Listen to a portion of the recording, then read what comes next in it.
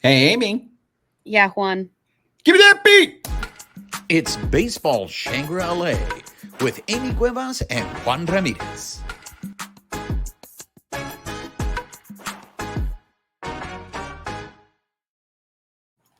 What's up, party people? She is Amie Cuevas. I am Juan Ramirez. You are listening or watching Baseball Shangri-La. If you are listening to us on the audio portion of the show, please make sure you're subscribed to the podcast. Rate us, write us a review, help spread the word. If you're watching us on YouTube, make sure you're subscribed to our YouTube channel. Hit that notification button. Give us a thumbs up. Leave us comments. We love engaging with you. And most importantly, spread the word about the show, let people know, and make sure you're following us on social media on X at BB Shangri-La, on Instagram, YouTube, and Twitch at Baseball Shangri-La. Amie, ¿cómo estás? Oh my gosh, it's been what, a full 24 hours since I saw you last, as Yes, per our usual. long time no see. So before we start getting into the NLCS action, we do need to. When we last saw you, it was the suspense of what was going to happen in the National League Dun Division Series. dun dun. So before we get into the NLCS, I do want to go ahead and just address that real quick. Um, and it's the elephant in the room, Amie, and I'm going to take the L, okay, because I was the guy who picked the show pods to win the NLDS. And I'm saying this because I know Jose Ayala wrote in our comments, okay, he wrote it down. I see that Juan is taking the Padres. And look, Jose, and everybody, I am not like others people. I will take it. I am accountable. I'm taking the L. There was a big L on this one. I thought going into that series, that the fact that the show pods made contact, that the show pods didn't strike out, I thought that was going to cause a problem for the Dodgers. What I did not take into account, Amie, was for me, I feel game 3 of that NLDS was a complete turning point. Even though the Dodgers lost that game, when they were down 6-1 and they turned it into a 6-5 game, it was, we're all Stalloner's. We're fans of Sylvester Um, Stallone. We're all Not part of all the of us. Stalloner's club Not here. all of us. No, don't speak for all of That us. moment, game 3, and I think it's very interesting that it is game 3, but that was our Rocky 3 moment right there. That was the Dodgers Rocky 3 moment. It was Clubber Lang beating Rocky Balboa at the beginning of Rocky 3. Okay. And after that, the Dodgers found the eye of the tiger, because what came in these next games of the NLDS, I did not see coming. It fed into. Let's break it down. What happened in that game, game 3 in San Diego, that first one. Well, after the Doyers, I mean, after the Showpot scored the 6 runs, all of a sudden the Dodgers pitching went on a complete tear, and it went into the NLCS, where they tied a record of 33 scoreless innings. I know we're going to bleed a little bit into the NLCS, but Amie, 3 straight shutouts Mhm. going into that series. What I kept saying, the Dodgers pitching, that was their Achilles heel. I was not confident in the Dodgers pitching. And for them to do what they did, completely shut down that offense, was something that I did not see coming. And they found the eye of the tiger. You mean you're not prescient? You can't see into the future? Like, it's shocking. I had no clue. You know what? Kudos to Bueller. He had a rocky start. He went 5 innings in that game, which at least kind of bolstered the bullpen. They didn't have to come in earlier than they have been, but he did give up those what was it? 6 runs in the second inning. That was rough. That was and everybody was concerned, like, how are we going to come back from that, which is everything we've been talking about in weeks past. Of it's so insurmountable when you have a pitcher that gives up that many runs. And you had Betts shut everybody up who's been saying he isn't producing, came out with a home run in the first inning, and then the team just continued to produce. Oscar hit a grand slam in the third inning, and it was like, all right, it's within our reach. Unfortunately, after that second inning for the Padres and that third inning for the Dodgers, nobody scored after that, but it was proof that this team has it. Look, I know there's a lot of people that will credit Walker Bueller assaulting a trash can in the dugout as being the turning point in that game 3. There was video of him just completely losing his mind in the dugout. And I know there are some people that said that that outburst, that maybe the other players took that personal and saw that and said, hey, we're letting this guy down. Because what's fascinating is everybody talked about how great Walker Buehler was in that game, even though the show pod scored 6 runs. Really, he made one mistake, and that was Tatis. And you gotta sit there and wonder if that mistake was because of how frustrated he was that his defense was letting him down. Which has happened in multiple games when he's up at the plate. For some reason, the defense breaks down behind him, and he's had to eat a lot of extra pitches just because of some of those mistakes, and they're going to happen in the game, but it seems to be a little bit more prevalent when he's on the mound. So you could tell it probably finally just got to him after so many of those instances of it happening. Yeah, so I don't know if there's any truth to that. I don't know if there's any truth that the players, I don't know if they felt some secret shame or if they were embarrassed or they really genuinely felt like we let him down and look at him. He's taking it out on a trash can. And I think that's additional narrative, because I think they all want to play well all the time. But sure, if you feel like that's a catalyst, then potentially.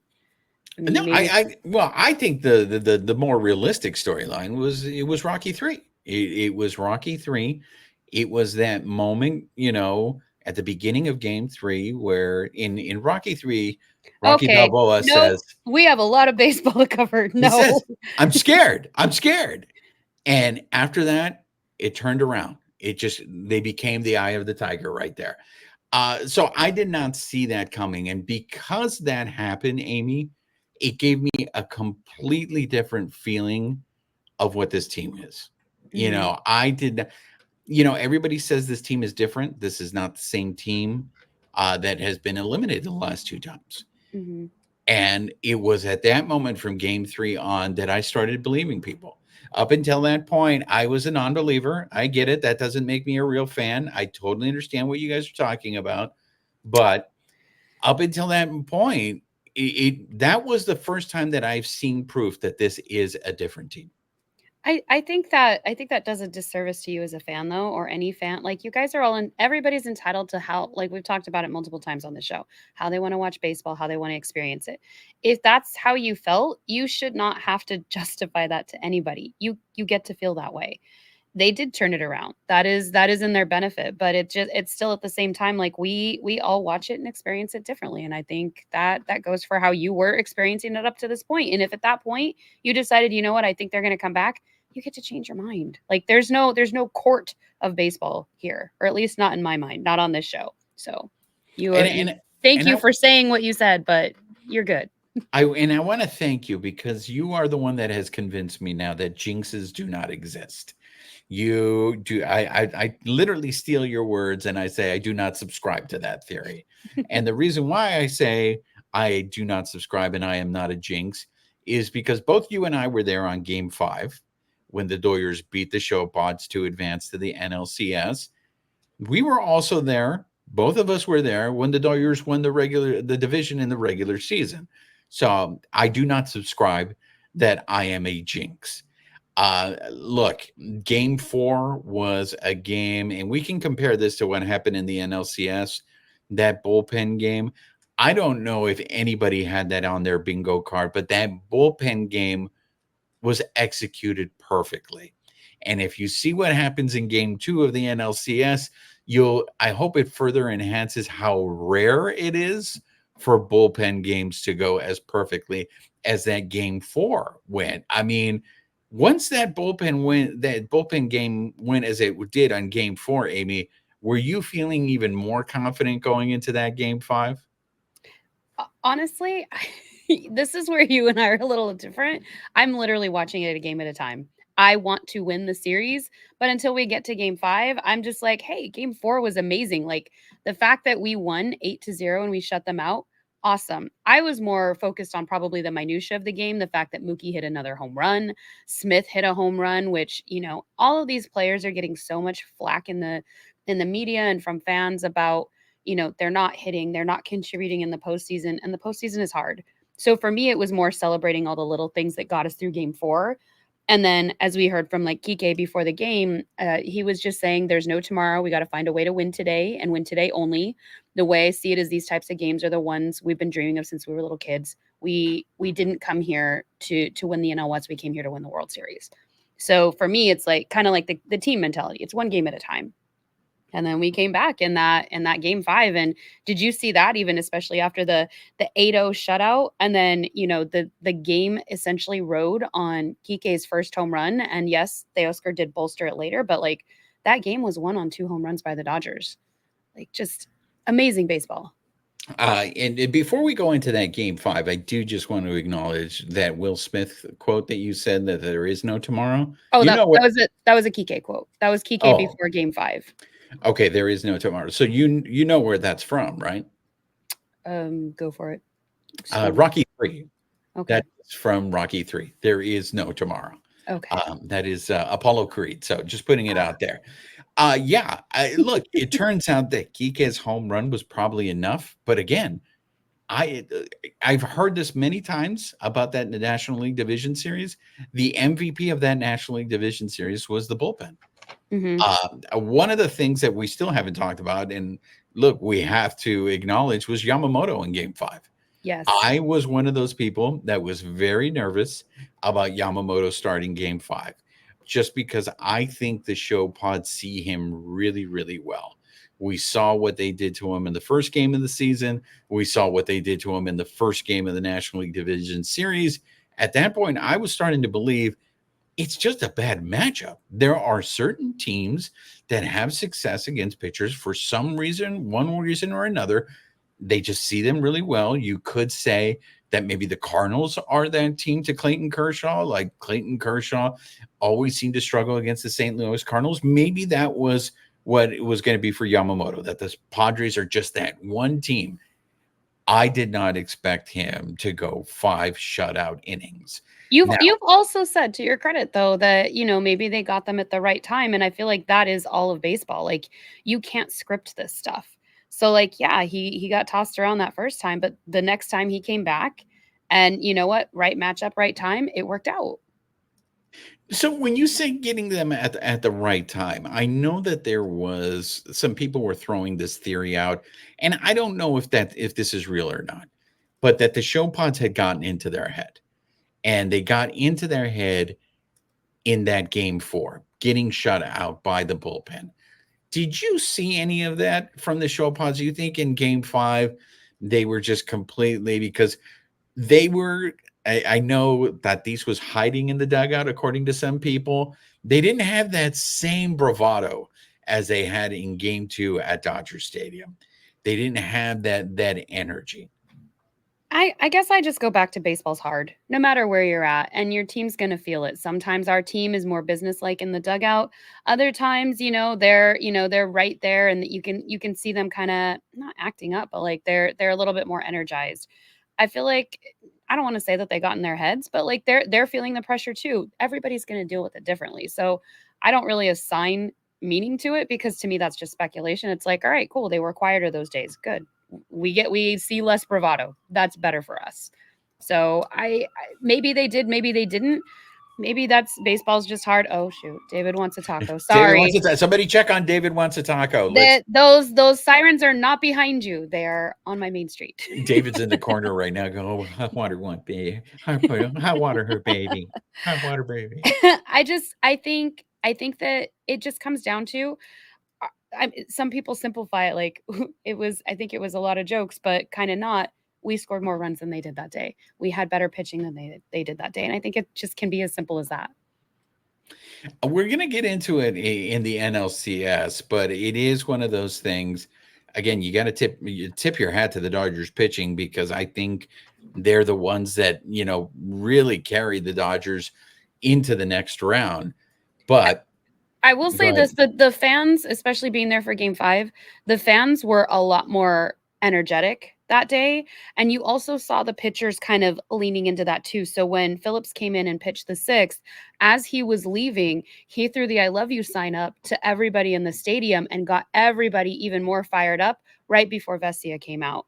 And he said he knew that he needed to do that because Vesia like thrives on that energized atmosphere. So just the fact that they were like, I know this about this guy. What can I do to kind of bolster him before he comes in? So it was just cool little things like that where you see this team leaning on each other. And again, that's more the behind the scenes stuff that we don't always get to see. You see the game on the field, but like if you're paying attention to those little things, they matter. Well, I think it goes back to your theory. I think you have a really good theory in the sense that most Dodger fans are reactive. They wait for something to happen. I was in the stands. I did feel that energy that you were talking about, and it was there from the beginning. And I think it was there because I think people were really worried to see what was going to come out with Yamamoto. And you've said this before, he tends to struggle in the first inning. So when that scoreless first inning, I think that energized the fans because they were like, okay, he got through the first inning. This is a good sign. This is going to happen. Again, that the energy was there from the fans, but I will always say this: they have to have something to cheer about. And again, in the NLCS, there'll be another example that we're going to get into it. But I want to cover everything about the NLDS before we start moving into the NLCS because it was a game changer for me, Amie. And I know you're more realistic, and I love the way you approach baseball. I just don't have that calmness. I was really worried, but I have to say it again. That game 3 really changed my outlook on this team to be like, no, this team. I think the last 2 teams that got eliminated, I think a lot of the criticism was that team didn't have fight, and it's really hard to measure what is inside of a player. So when you say that, I think it kind of makes me cringe a little bit because it's like, how can you honestly say that? You can't sit there and say they don't, you're questioning whether they have the drive to do this. Just like we were talking about last week with Mookie Betts, just because he's not hitting in the last season or the season before does not mean he doesn't care about the game. And while those are 2 different things, they're not mutually exclusive. These guys care. Like you and I will probably agree on this all day long. Like there is nobody on that team who does not care, who goes out there and just like, all right, let's just phone it in. So I feel like that's a disservice to these guys too, because they do put their all into it. It may not measure up to what everybody else thinks it should be, but also they're the ones on the field. They're the ones having to play. They're the ones having to wear it. And I don't think it's fair to make those judgments of them. People are going to still do it, but whatever. Well, it was just, to me, it was surprising because I know it was a 2-0 game in game 5, but I would not say that the Dodgers squeaked by. One of the things that I brought up in the last episode last week is at the beginning of that series, it felt like the show pods were the aggressor. But I'm telling you, once Teoscar hit that grand slam in game 3 and made it a 6-5 game, it seemed like things shifted. I know this is, I mean, it's a lazy comparison to boxing, but it's like, okay, you take that hit, and what do? How do you respond to that hit? And it seems like maybe the Dodgers, they got knocked down, they took that 8 count, and they got back up. And I don't know if people were expecting them to get back up. And maybe that's what the show pods, what people were hinting at when they said in game 5 that the show pods kind of look like they had this glazed look on their face. Because to me, like I said, they didn't squeak by. It seemed like after that moment, the Dodgers just dominated them. And I don't think the show pods were expecting that. But I think that's what I love about baseball is it is that metaphor for life, right? We all have choices in our day-to-day where there are some days where it's like, you know what, I don't have anything left to fight back. I gave it my all. And some days my all, like my best could look like, a 4 out of 10. And that's my best. Like that was me trying my hardest. And other days it could be like a 9 out of 10. That's what I think we forget in this, whether it's life, whether it's baseball, is our best is always going to look different depending on what's going on in our lives. Like, let's not forget some of the things these guys have gone through. Mookie with, his injury, Freddie getting injured, but also dealing with his son's stuff. We've lost so many players. Like there's a lot going on behind the scenes. And I think that's where that metaphor for life comes in, where we do all have choices. Some days we do like, all right, I gave it my all. I'm done. This is the best I could do today. And other days it's like, you know what? That knocked me down. I gave it my all, but I'm going to get back up. And that's the day I can fight back more. And that's where like, I love this game so much because it is amazing for reasons like that. Yeah, look, it's going to happen, ladies and gentlemen. I sat here and I warned all of you guys, don't let this happen. And I'm going against my own belief. But that series, the way they beat the show pods, I'm going to be a sucker. They got me believing. They got me believing that they can actually do this. And You know, I, only one team's gonna win though, right? So like there is being realistic and there is having hope, but still only one team's gonna win. yeah, So but Amy, before that, going into this, you know my theory. It's like I hope they win, but I expect them to lose. But something changed for me in that show pod series. That the his fight, little baseball Grinch heart grew 5 yeah, sizes. the fight, the way they responded to that pressure was just not something that I thought they had in them. And when they showed it, I was just like, okay. So I don't know if there's anything else you want to cover about the NLDS before we switch over to the NLCS. Just the fact that like things that people were sure, on that bandwagon for of like let's knock down Shohei, let's knock down Betts because they're not hitting. And they did hit, they did contribute. So I feel like it's one thing to bash players, but then to come back kind of like you. Like I don't think you needed to apologize, but at the same time, you came in and owned whatever you thought. It just would be nice to see people congratulating these guys, like at least pumping them up because Betts did come through in this series. Shohei still adjusting to being in the postseason. Who knows? Maybe he's just not used to playing this many games after 162, but he's showing up here and there. And it just, I think we saw that in the Kike Hernandez before they went in to celebrate when we got to see all these guys finally celebrate going to the NLCS. They haven't celebrated at home since I think it was 2018. So I don't know if we want to cover what Kike said before or after we go through Yeah, the recap. let's go into that, Kike, before we start talking about the NLCS because So we can shut the door on the DS. I will look.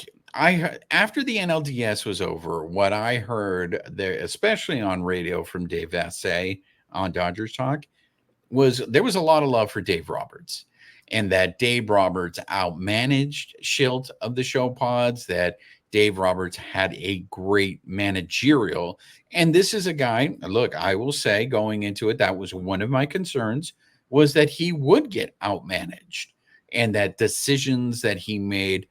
But look, from game 4 and game 5 were almost perfect for him, and so he does deserve those flowers.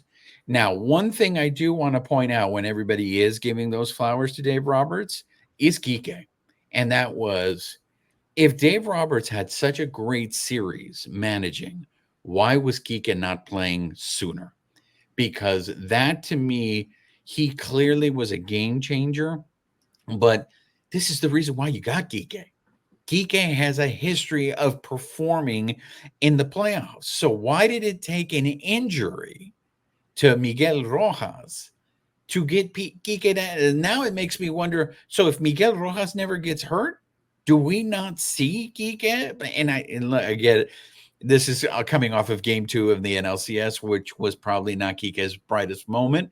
But historically, this guy is a playoff presence. He delivers. He's a performer. So the fact that they waited so long to get him, and now I'm thinking to myself, if he would have played from the beginning of the series, would it have gone 5? So that, to me, when like I said, it's really great when you have a plan and everything goes out according to plan, because you don't have to worry about, all right, what do I do now because something went wrong? When every move you make works, I mean, that's great managing. I think a lot of people would be pretty successful if that happens, but that's not what happens in Major League Baseball. So my really only issue with Dave Roberts in that series, in the division series, was waiting for Kike to play. But I think you have another direction that you want to go with Kike. Well, and I would agree. Like it, I mean, it definitely crossed my mind. This is what Kike is here for, is for the postseason. So it wasn't just me; it was a lot of people wondering why he wasn't in games 1 through 3. Like we needed to see him in there. But at the same time, I don't think all of that falls on Dave Roberts. he's not the only one making decisions here. He's the one who we see as the face of it carrying it out, but that's also the front office. So, he ends up wearing a lot of it. He has to have like a flak jacket on to take all of that. But at the end of the day, it's not just him making those decisions. I think we saw kind of the exuberance once they did win that game 5, and all of the players are on the field celebrating. The fans are celebrating. Like, the stadium was loud in game 5 on Friday night.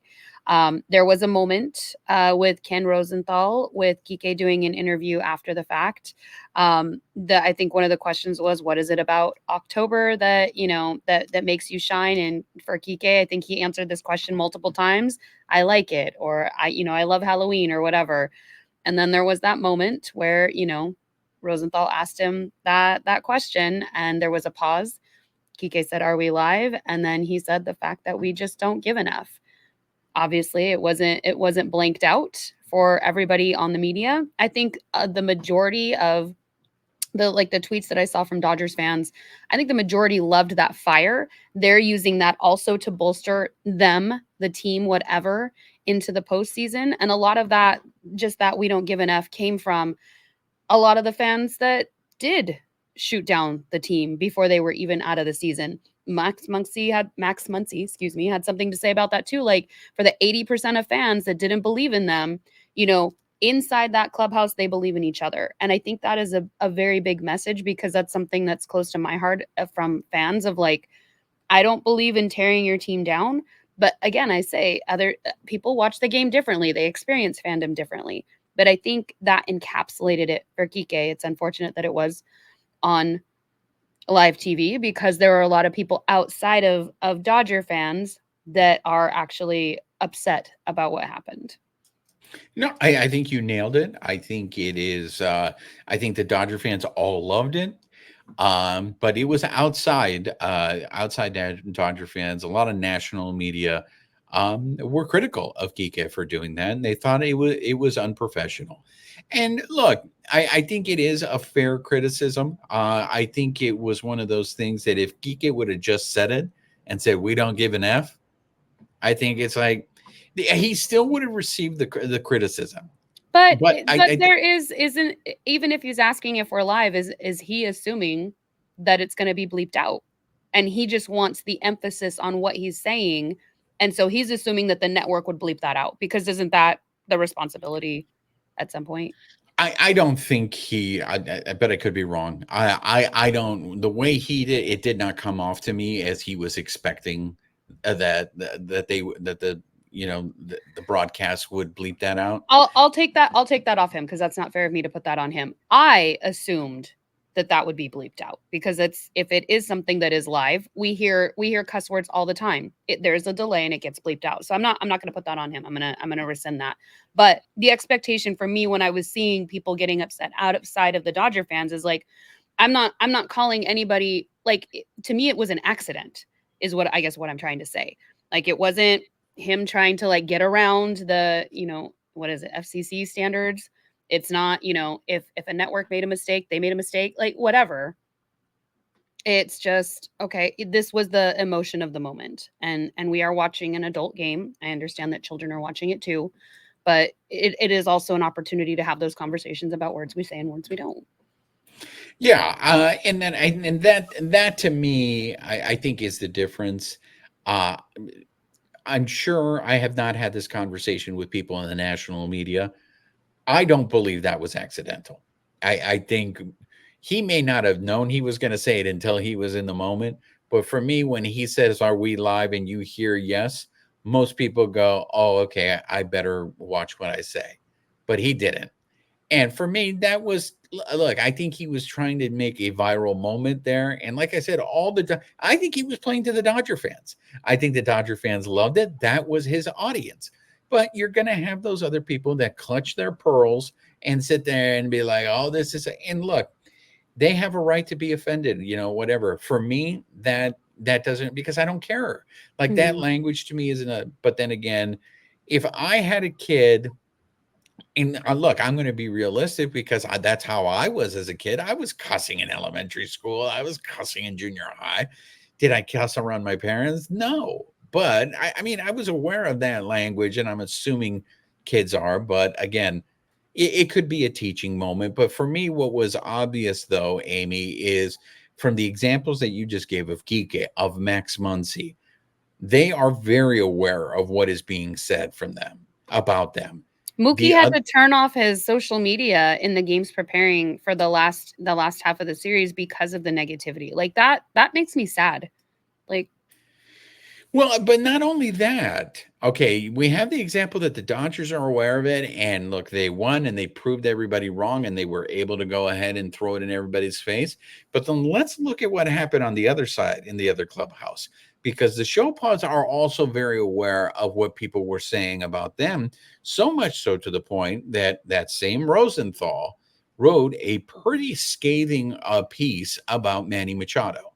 And as a result of that, the show pods did not allow Rosenthal to do interviews in their dugout in the NLDS. They didn't even allow him in the clubhouse.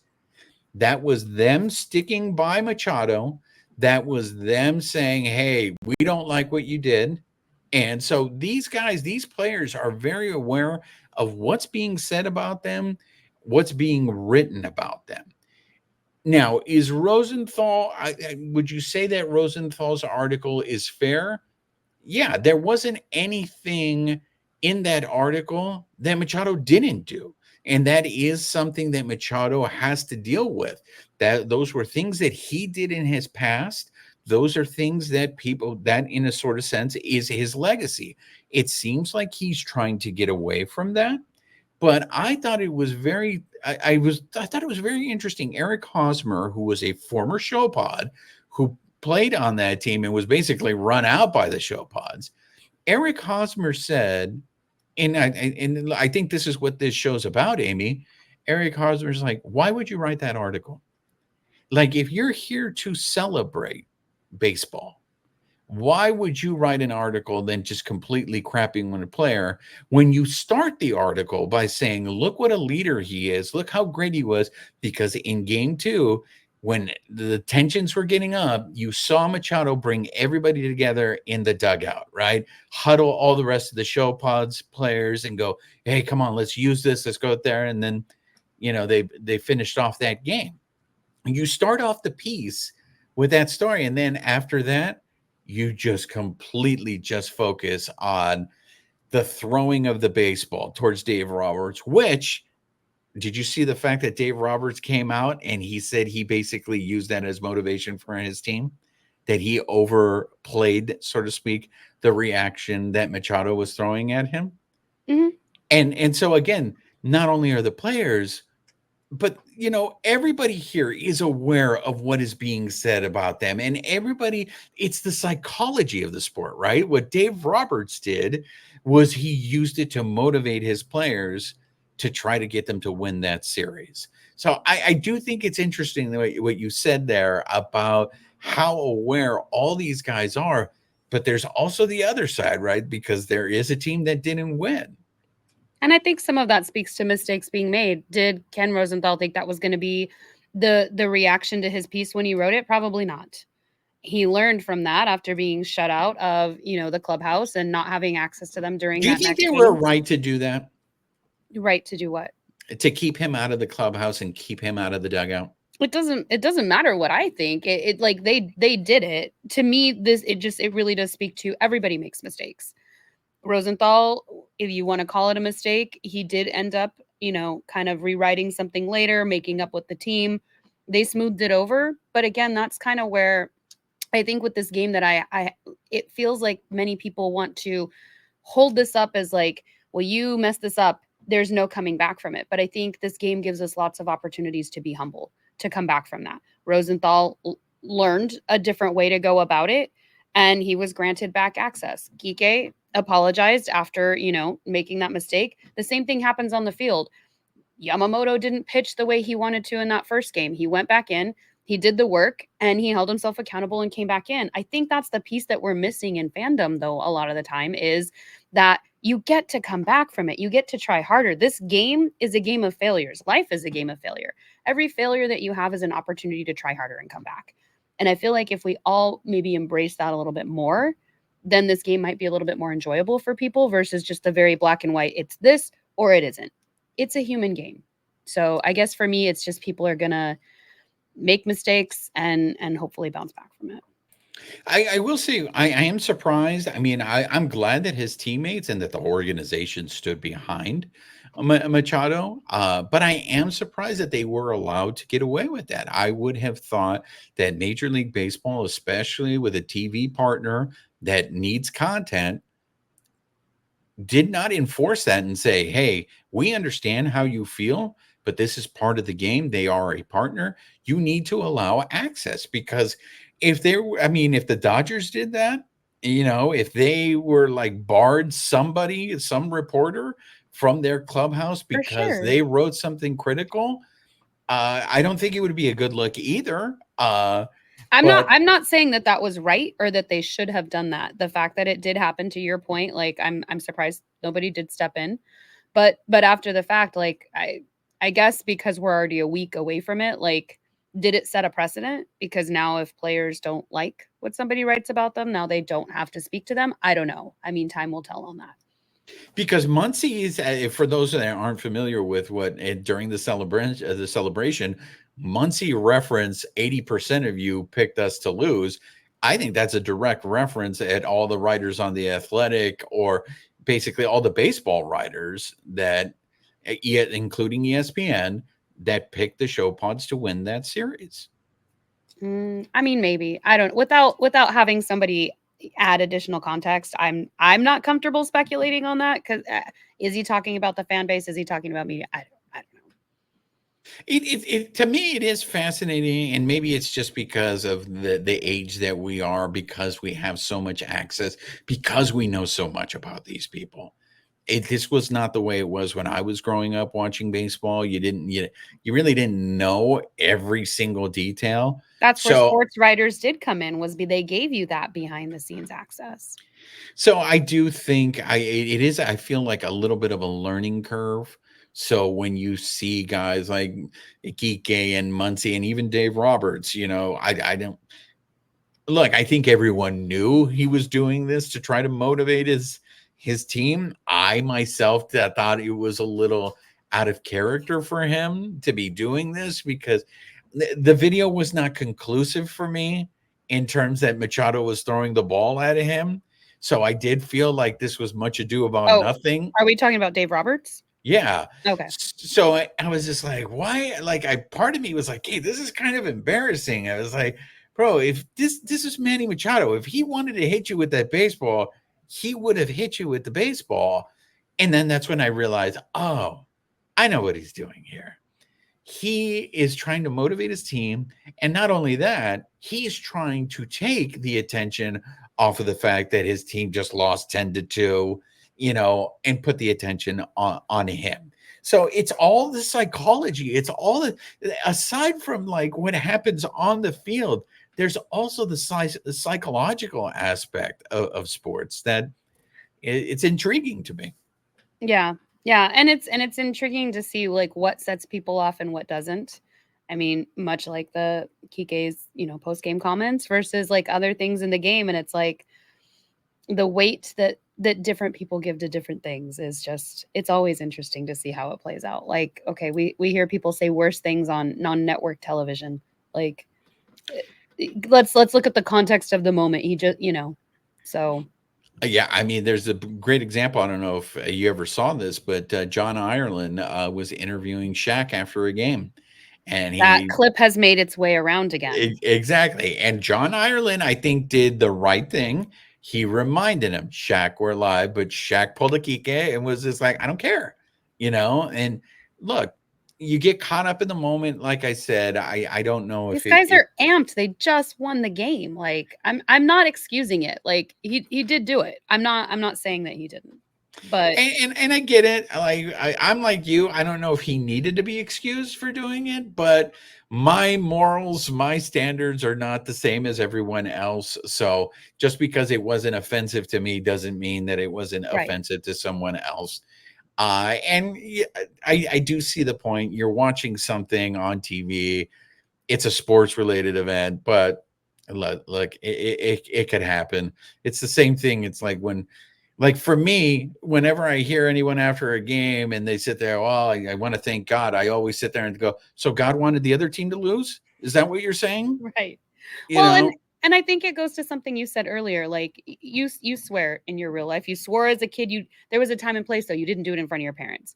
Somebody mentioned that to me in a message, like in the last week or so. Like, oh, I know that you don't cuss, and I see how you roll your eyes at Juan. I don't. If you cuss on the show, we just mark the little box that, hey, this is adult content.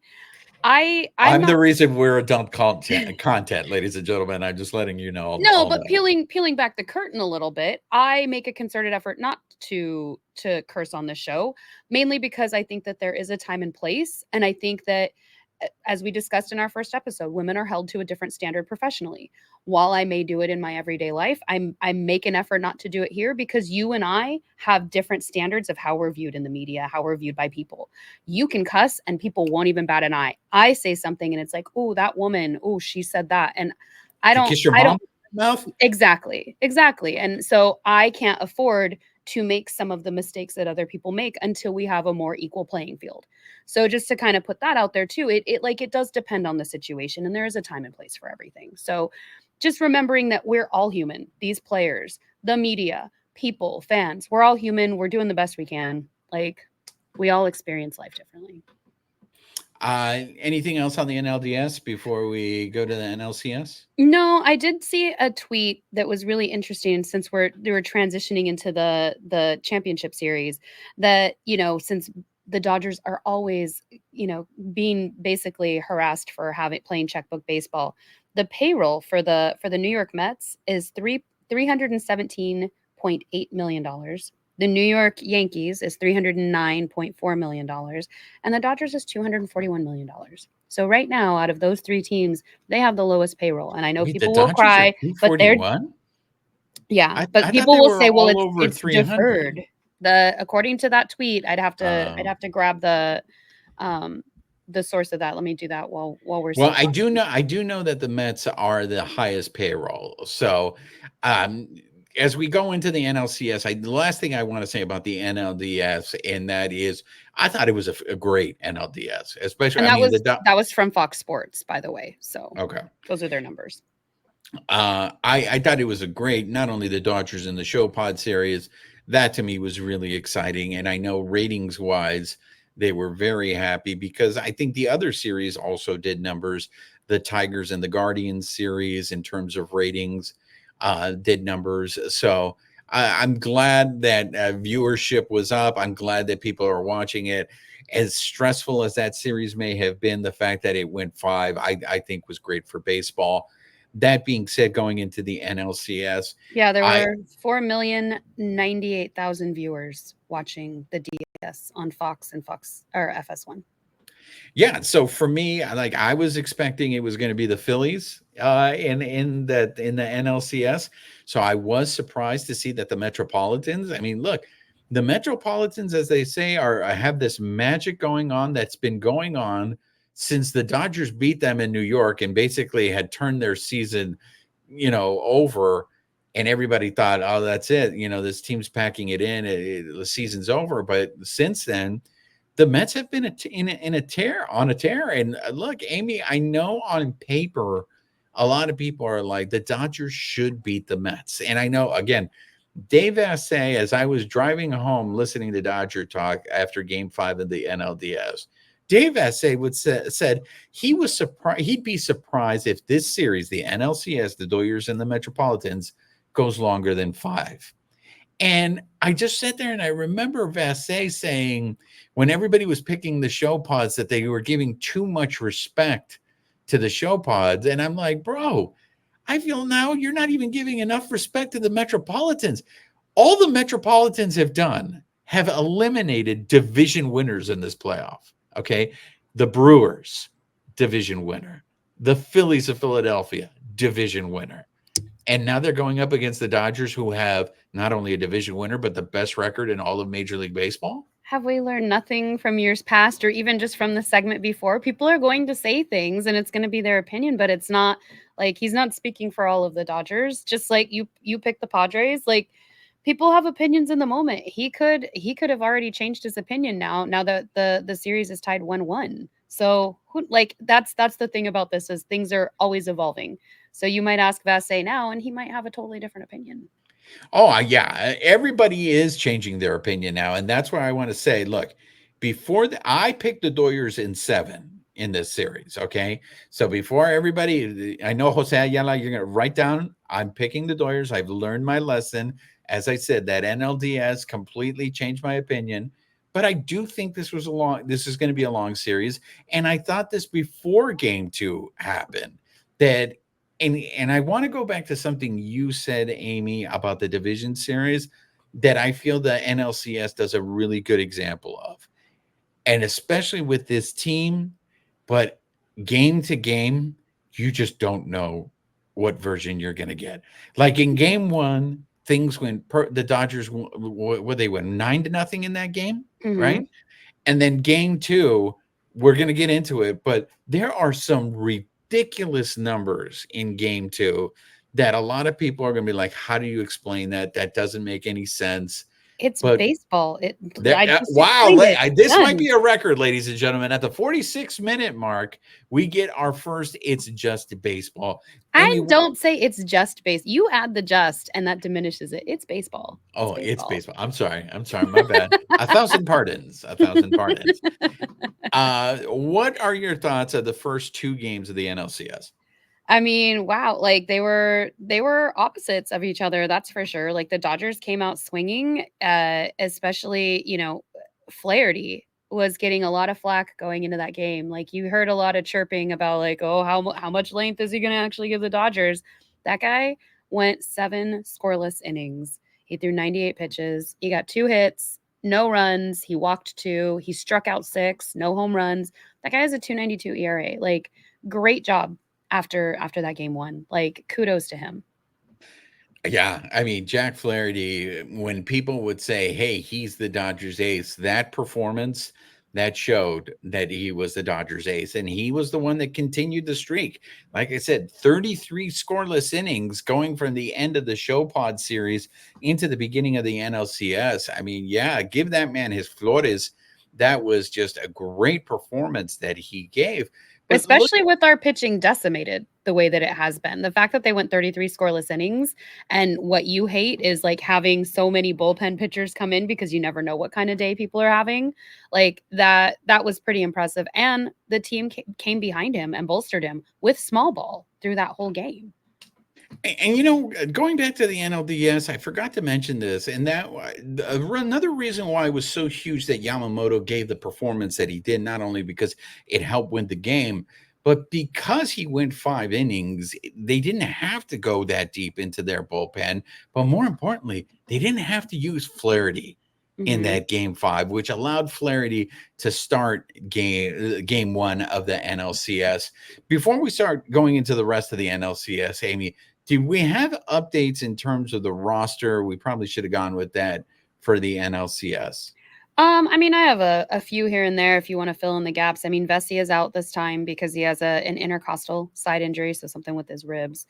And then Lux was partially out because of a right hip flexor. He actually should be back in game 3, I believe.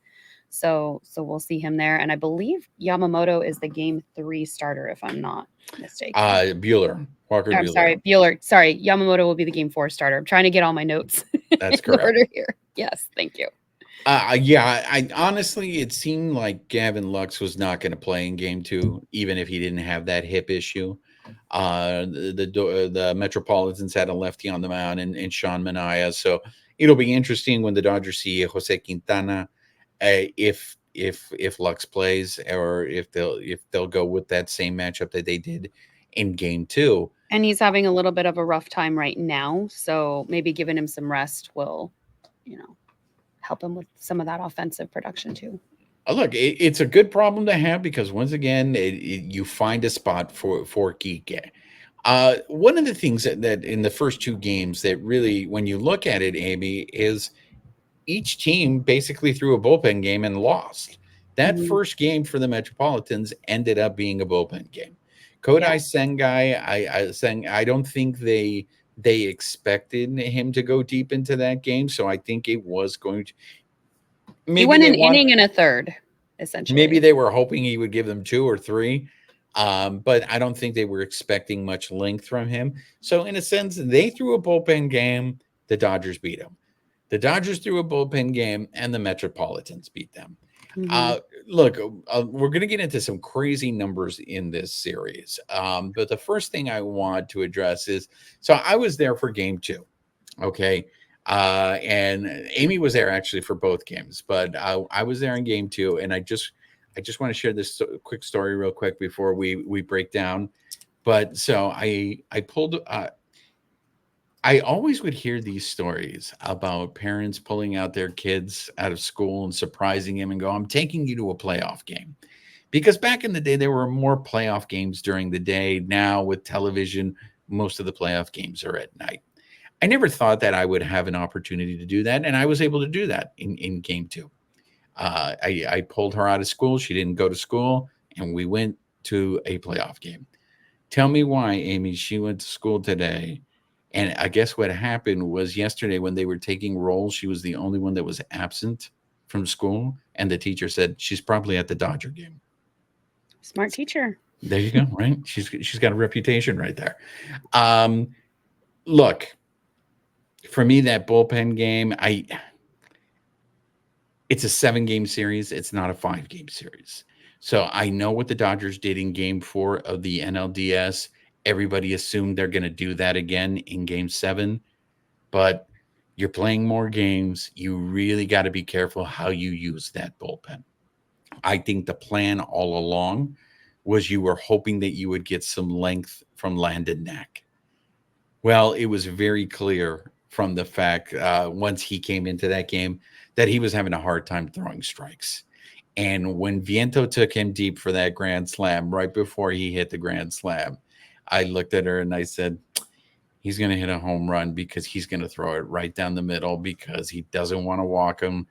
And he threw everything in the kitchen sink at that Viento kid. And sure enough, that pitch was right down the middle. And so while everybody is down on Landon Knack, the one thing I will say, Amie, is it was I think an expensive lesson to learn. But I think what you've learned is I don't know that you're going to go back to Landon Knack in this series in a high leverage moment. And I know people, I'm going to get pushed back here and then they're going to go, Juan, it was the 2nd inning. How was that high leverage? Look, there was a different route that you could have gone in that bullpen game, but the Dodgers. And to be fair, in the last bullpen game that they played like that, Knack came in to pitch the 9th. So they used. But they also had a 9-run lead at that point. Right. So it's the situation. He's also a rookie. Let's call it what it is. This is his first time in the postseason. We don't know what his nerves were like, and who could somebody have done it better? Maybe, but it doesn't change that we can't go back in time. Like he did what he did, and now we've got to go win another game. Well, a lot of Dodger fans have been saying, well, why didn't they just do it the way they did it in game 4 of the NLDS? And again, I really think they are very cognizant of how they're using the bullpen. The one thing that I did think it was odd as I was watching that game was that in the first 2 games of this series, Kopech has not pitched. Blake Trinan has not pitched. Well, because you did use them mainly in game 4 and 5. So they were already, and Kopech pitched in all 3 games. So he was in 3, 4, and 5 of the NLDS. Right. I don't know what he was in the first 2 because those scorecards are across my studio. But as a result of not pitching them in those first 2 games, those guys now have 4 days where they haven't pitched. And I get about giving the bullpen rest, but these guys also need to work in order to keep sharp. And a layoff like that may impact how effective they are. So we'll see, because I do expect them to have heavy usage in these next 3 games. But I did find it surprising, especially when I saw Enriquez come out and pitch that 9th when the game was still within reach. I mean, you were only down 3. Look, the so stupid. The Be nice to my friend. Don't say bad things about him. and I'm sorry, but Kenny Powers lookalike Honeywell did a fantastic job of giving them innings in that game. And he was pitching to little children and playing catch before the game. Oh my God. It was such a beautiful moment. Like, just what a great guy. So that is the thing that made me scratch my head. But honestly, what it came down to is offensively, they still had opportunities in that game. I really thought, Amie, when Kike came up, he was going to get a huge hit, and that they were just going to just come back little by little, just, chip away at that lead, and they were going to find a way to win that game and pull through. But when your 1 through 5 go, what's the number? 0 for 19 in that game. You're not going to win. You're not going to win many games that way. No, and I mean they've all woken up at different times, which makes sense. Like, this is where when people try to figure this game out, nobody has cracked the code, so it just kind of makes me giggle. Like, okay, they didn't hit in this game, but they hit in the game before. Like, if you could script a game, nobody would watch it then at that point. Or, at that, like, I don't understand the criticism. The game went how it went. And, it's unfortunate. I think, what did Ohtani go in yesterday's game? He struck out twice, popped up, then he walked twice. So, I mean, they're getting on base. It's just being able to deliver in those moments. Are we going to swing for the fences, or are we going to try to play small ball? And in that game 5, you saw a lot more of, the home runs. Game 4 was a lot more small ball. So it's like they're mixing it in, but we don't know what those high leverage moments feel like, where everything's on, at stake. So they're doing the best that they can. I think that's why when you're like, oh, it's going to be, Dodgers in 7 or whatever it is, I'm just like, somebody asked me, what is my prediction for the series? I don't have one. I want the Dodgers to win. We'll see how it goes game at a time. And how about the small ball in game 1? Mm-hmm. On twice they bunted that, and those bunts led to runs in that game. And it was once again one of those things. I do feel like, and look, Dave Roberts has said that the postseason is a completely different animal. You do play it differently. And I know in the numbers supported, like the majority of the runs the Dodgers have scored in the postseason have been a result of a home run. Okay. That's who this team is, right? They're not in game 1, though. There wasn't a single home run in that game. Yeah. So, which I thought was very encouraging. And again, 2 bunts in that game 1. Edman in the bottom of the 2nd and Lux in the bottom of the 4th. Great job, guys. So that to me is like, okay, I get that this team hits home runs, but why can't they do what they did in game 1? Because clearly that also helps for you to score runs, right? It doesn't always have to be dependent on the home run. But Amie, we're talking about weird numbers. So 1 through 5 goes 0 for 19. If they find a way to get big hits in that, again, it may be a different result. The Dodgers may have been going to New York with a two games and none lead, right? Sure. I think that's not very fair, though. We're saying 0 for 19 because of the way that stats are stacked up, but those guys walked a bunch. Betts walked, Freeman walked, Ohtani walked in that first game. Betts and Teoscar both walked in the second game. So while they are not hitting to get on base, is specifically to game 2, though. Okay. The 0 for 19 is specifically for game 2. And that's the thing. As poorly with 5 walks, though, in game 2. So 5 walks between the first 3. And really the only issue was Landon Knack in that inning. He had that rough inning. You take that away, the rest of the relievers did their job, right? And this is what I've always preached about bullpen games. All it takes is one guy to mess it rough up. Day. And you put the team behind the 8 ball, right? But even with all that, they still had a chance to be in that game or find a way. But it's just they could not get the big hit. Another weird number is what's going on with Ohtani and with runners on scoring position and when there's nobody on. Sorry, I have to cough. Can you oh, you don't have anything that you want to say about that? Oh, I was waiting for you to give your stat. No, do you have the stat? Because I don't know. I think don't. it's 6 I thought for you 8. Go for it. Uh-oh, he's I'm sorry. talking. I'll I'm I'll I'll speak to what he did, and then you can relay the stat. So, Otani went. I'm just looking at my scorecard here. It looks like he the dumped. runners in scoring position is 6 for Mm, 8. The with the runners with nobody on, that's the number I don't have. It's 0 for I don't know what it is, but it's odd. It just really seems odd to me that the a postseason's guy, hard.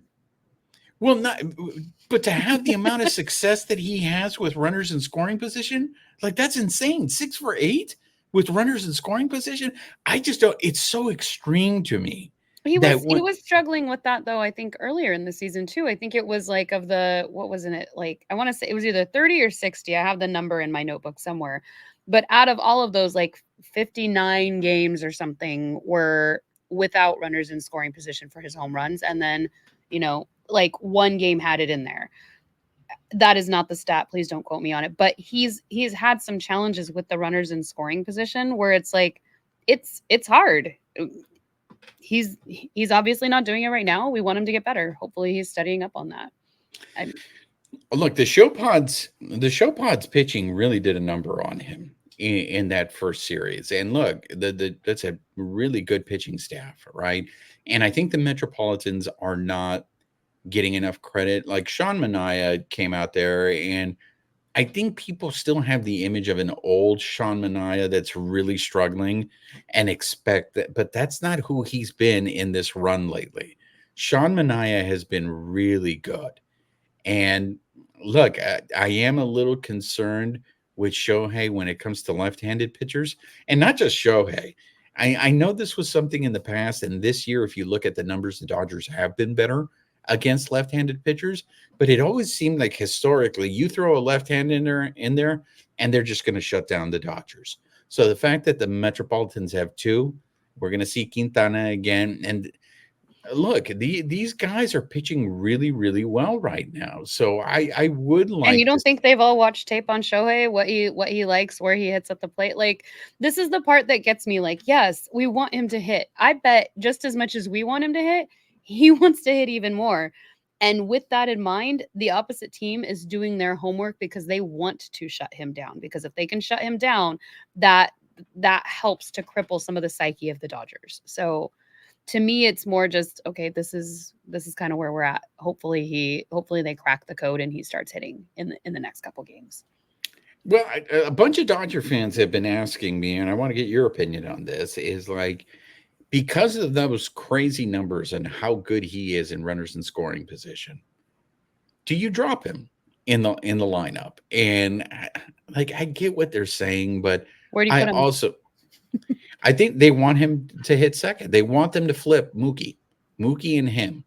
You Okay, know, so you get Mookie on base, and then what? He gets out.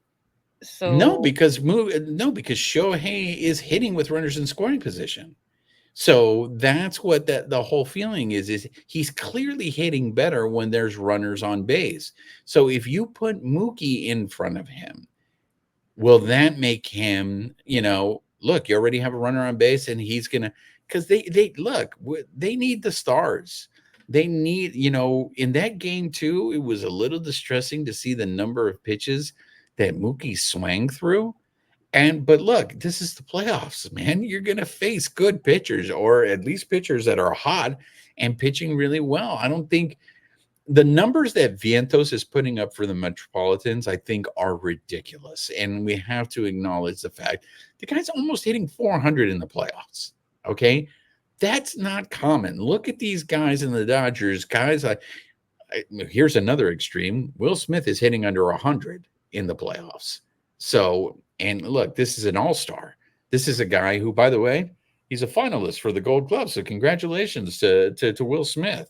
and so is Kike Hernandez as the utility player. Are you surprised that they only got two? Yeah, I am actually. I was looking at the list and I was like, really? That's it? I would have thought that Federico. I think I was would have. surprised he wasn't on there. I was a little bummed for Mookie since he's been moved around so much. I don't know if that factored in. I do think that factored in. I think that his injury also factored in. So I guess now that we're talking about it out loud, probably at most maybe three. Yeah. Look, what Will Smith has been doing behind the plate in turn. I I was will say surprised this. Oscar didn't get it because he's been doing pretty great too.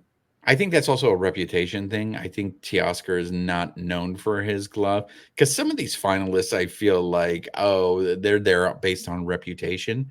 But I do think that the Mookie getting moved around and playing multiple positions, the fact that he was hurt, I do think cost him. That I would say, I think Federico, the number of errors that he saves alone on the infield, it Mhm. warrants it. And also with the way he's injured, just seeing these guys, like, you see the pitching step up, like, there's been a lot more first base to pitching plays in getting those outs because the pitchers know, like, especially Yamamoto in game 5, he knew, "I have to run to the base and cover it because Freddie can't cover that distance when he's stopping the ball." And it was just, like, one of those heartwarming baseball moments of, like, yes, this is how teams compensate, and they work together to get that win.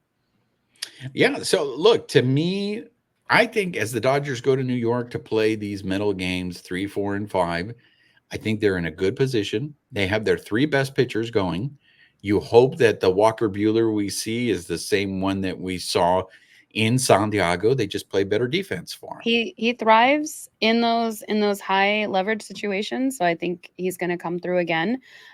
We didn't even get to the rally snake that was on the dugout steps as Honeywell was coming in. So So what happened with the rally snake? Did they end up getting it out of the dugout? All I yeah, saw was the the grounds video. crew got him with the towel and he was Wait, relocated. It was like a garden snake, though, right? I It's know not like I kind of wanted him. If I had had a way to get down there, I would have like, "Oh, come home with me, little guy." I don't think it was an anaconda, but look, if Bueller and look, you hope that the Yamamoto that you get in Game 4 is the same Yamamoto that pitched at Yankee Stadium. So, and then Jack Flaherty, I think it'll be very tough for Jack Flaherty to go ahead and repeat the performance that he gave But in Game kudos to 1. him for doing it at Dodger Stadium where he grew up going to games as a kid. Like what a dream come full circle. So Yeah, so I think the Dodgers are in a good spot going into New York. Do I expect them to win all 3 games? No. I you think know what they say about expectations. Yeah, I just think this is we're gonna see a roller coaster in this series. I think you're gonna see moments where the Dodgers bats do come through, and then you're gonna have games like in game 2 where they're just not gonna be able to give the hit. But look, you're gonna see the Metropolitans throw 2 good pitchers at them, or at least pitchers that are pitching really well right now in Severino and Quintana. Now, Kodai Sengai is gonna come back in game 5. Will he have a moment like Yamamoto had? Who knows? But I get ready, fans. I really think it's going to be one of these for these next 3 games. But I feel I think it's funny that you're shocked that it's going to be like a roller coaster when we're literally in the postseason. Like that is what this is.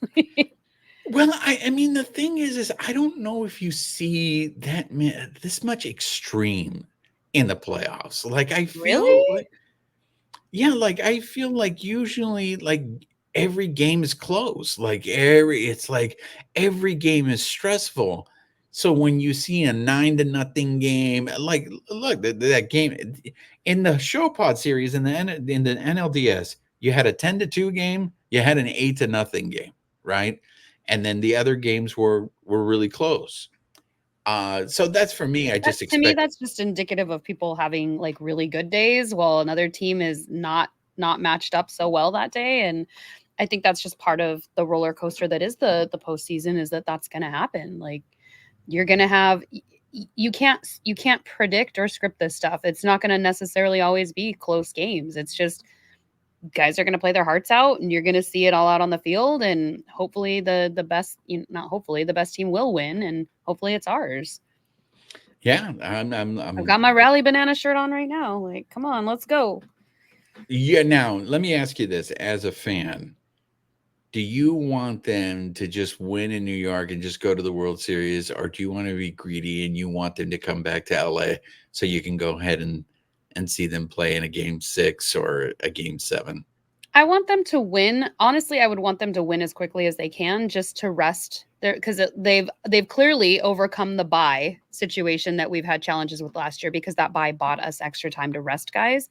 Ideally, yeah, I'd like to see them win the next 3 games. I'm not one of those people that like would I love to celebrate in my own stadium? Absolutely. But if it means it's in the best interest of the teams to rest these guys, I want them to win as quickly as possible, as safely as they can.